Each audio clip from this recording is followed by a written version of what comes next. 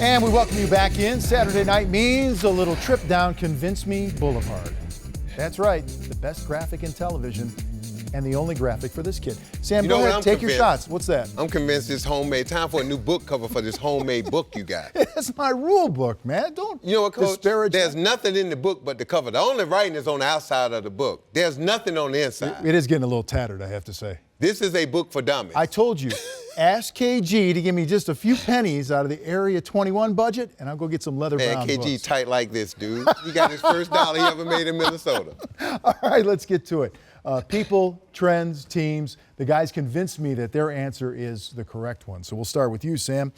Convince me that the Washington Wizards, on a real roll right now, particularly at home, can ascend and hold on to that number 2 spot in the Eastern Conference. Have they figured it out? Yes, they have. Everybody talks about Vince, Bradley Beal and John Wall, which they should. Those two guys are having great years. But the third guy who's really put them over the top has been Otto Porter. Yes. So when you look at how they're playing and you look at how Scott Brooks got them moving the basketball, and John Wall is playing the best he has ever played. And if you look at Cleveland, Toronto, other than Boston's playing well, but you look at the teams that have been at the top all year, Cleveland and Toronto, they are struggling right now. And so if you're Washington, you have to have confidence that you can come back and make a run for that number 2 or even the number 1 spot, because you shouldn't be afraid of it. No one in the East should be afraid of each other right now. Scott Brooks said that maybe Wall is an all-NBA guy. You know, he may have reached that level with his performance this year. What say you, Mike? When Wall and Beal each score 20 or more points, they're 9-4. They're taking care of their home court right now. They've done a great job at winning games where they have to win, which is at home. Their defense is vastly improved. 12-1 when they hold opponents under 100 points. So you've got some things going on there, and the emergence of Gortat back again. He's alive, he's active, he's rebounding, he's scoring. Take that backcourt with a big guy who's rejuvenated, they can. I agree. You've convinced me. I think they can as well. We get a half point apiece? Especially the way that, you get a half point apiece, 0.5. So I'm convinced the way they're playing, and they figured something out in terms of that alpha male this and that in the backcourt. But more than that, the message for Scott Brooks and the adjustment, I think, has kicked in for Washington. They've been fun to watch. Half point each. Although I can always deduct a half point. One more crack about it. Well, penalty. Watch thank God I can already read, because there's nothing in there for me to read. He's just taunting me right now. All right, convince me, Mike, that the Cavs must make a roster move in order to repeat as champions. No, that's easy to do. This is the first month below 500 for the Cavaliers. Think about this. So 7-8 in the month of January. They are struggling. When Anderson went down, the only big bodies left were Tristan Thompson, Kevin Love, Channing Frye. That's it. They lost Mozgov. He was an important big piece. He took fouls. He could rebound the basketball a little bit. He defended the front of the rim for him. He could bang against other big bodies. They don't have that going on right now. Then they lose Anderson, who they brought in to try and have him as a piece of insurance. Kevin Love's back now. The spasm's taking place. He's missed a couple games.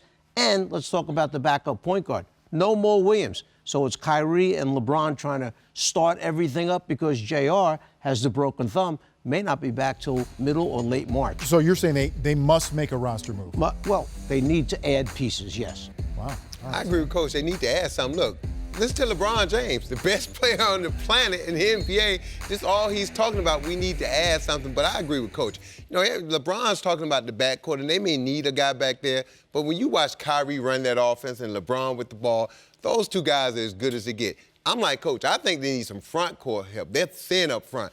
And Ernie Grunfeld used to say this to me all the time, my first year in Milwaukee.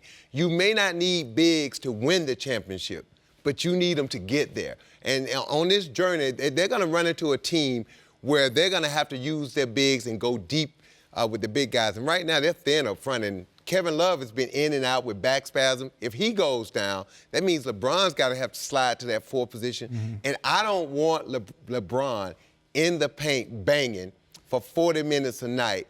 You want him out front facilitating and getting the ball moving. Well, I have to agree. I think they need a rim protector. Birdman did not work out. I didn't like the signing in the beginning with him and the team. He's injured now. They've got to get size inside and get rim protectors, because aside from Tristan Thompson, and I know Love gets his rebounds, but Tristan Thompson's the only guy That's it right now. That's If he goes pretty thin. down, even with they a will shorter, really be in trouble. even with going down to 8 guys maybe in postseason. So once again, split the point. They should make a roster move. Maybe after the trade deadline, possibly sign someone. Sounds to me like he's kind of riding our backs right He now, is, doesn't isn't it? Yeah. Okay. We need to buck him off, Coach. I'm keeping score over here. So So now we got a full point. That just means let you both know. of us, right? Okay, convince me, Sammy, that even in a season, here's where it gets a little tougher. Even in a season that includes this Westbrook and Harden performance that's taking place, that you can make a case for Isaiah Thomas as MVP. Absolutely, that's easy. Look, Westbrook and Harden, but they're having unbelievable seasons, but quietly, not even quietly. Look at what Isaiah Thomas has done in the Boston Celtics. Go back 3 weeks when Isaiah Thomas was hurt. Nobody was talking about Boston, right, Coach? Boston was losing games. They couldn't get it going. All of a sudden, Isaiah Thomas comes back. They're winning. They're winning tough games. They're beating good teams on their home floor and on the road. And the thing about it, he's leading the league in scoring in the fourth quarter. Do you understand how important that is? Fourth quarter is winning time, and you put the ball in your best player hands in the fourth quarter, either to score or facilitate. And he's been the best in the fourth quarter. And I know people don't understand that when you talk about Harden, Westbrook, Durant, Curry, and all those guys, but little Isaiah Thomas has been the best in the NBA in the fourth quarter. He's a closer, all right. But And Boston is winning. So, they're climbing up. But, Mike, is it enough? Is it enough? Can you really try to convince somebody that it wouldn't be Harden or Westbrook? I think it's pretty easy, actually. I think Sam just made you aware of the fact that this guy is not afraid of the moment. That fourth quarter, when the ball's in his hands and he knows he has to produce, he's gone out and he's done that. This is a very, very good Celtic team. In week number 3, I had a Boston Celtic game, and Brad Stevens said, Isaiah Thomas is, and it was 3 of these, very, very, very good. He saw it. He saw that Isaiah Thomas had gone to a different level altogether. He saw the confidence that he played with. He saw the team following the lead of Isaiah Thomas. He's taken over, spokesperson and leader on the floor. Coach, you've coached a lot of great players. There's times in that huddle, last minute of a game, and you look in your star eyes. Some nights they didn't want the basketball, and you knew it. You look in this young man's eyes, and he wants the basketball, and for his size, he's had to fight for everything. And I like guys like that who had to scrap and fight for everything. So the moment is never going to be too big for him, and he loves proving people wrong, that he is the big man in a little man's body. Well, once again, he forced himself into the conversation, and being in the league as the last pick, the 60th pick, now he's forced himself into the conversation for MVP. I don't think he would win that because we have such strong arguments for, particularly, I think, James Harden. He can finish second, though. But if OKC starts losing, I don't know if he can. Well, if they start losing and they drop to 7th or 8th and they barely get in the playoffs, he may have a chance. One thing, too, don't forget this. He's doing this for the Boston Celtics. There's an historical perspective that's taking place with Boston in terms of he might be the single-season scoring average leader for one season for the Boston Celtics. Now think about that. Passing Larry Bird. Right. He's When you tied walk with Larry in the Boston Bird right Garden, now. what do you exactly. see? Banners and names. Chasing John Havlicek you. for these games with 20 straight. So he's doing this with the surroundings of being in this sacred place in the NBA. Was your question, can he win or can he get into I just wanted to make a case. Or can he get into the race for the MVP? I think you can put him in the conversation. I don't think it's going to happen, though. I've enjoyed watching him play. He's been a great surprise, and he's played with unbridled joy this year. I think this is going to come down to the 82nd game before that'd be make crazy. their mind up. You guys split a point again. It's 1.5, 1.5. This is it, right here. Finally, this, Mike. If the league is going small, then why is the Taco Bell Skills Challenge during All-Star Weekend going big?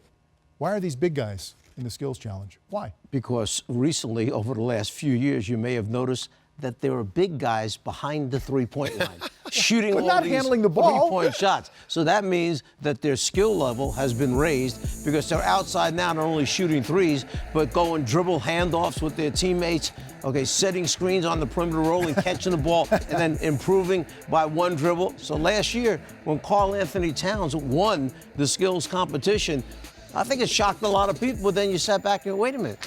This is like a point guard who grew up, and he grew up into a 7-footer. Well, Sam, what is it with these guys? Do they all think they're point guards? Vince, all big guys want to dribble and shoot threes. All little guys want to post up. We was talking about in the back. I had TJ Ford, and he wanted to back people down and post up. And then on defense, when the bigger point guards would post him up and we send help, he get mad at us for giving him help. Those guys, that's just how they're built. But, yeah, big guys always want to play outside and dribble the basketball. Karl Anthony Towns used to bug me every day about putting in a pick-and-roll play where he handles and Ricky Rubio set the screen for him and let him come off. And guess what?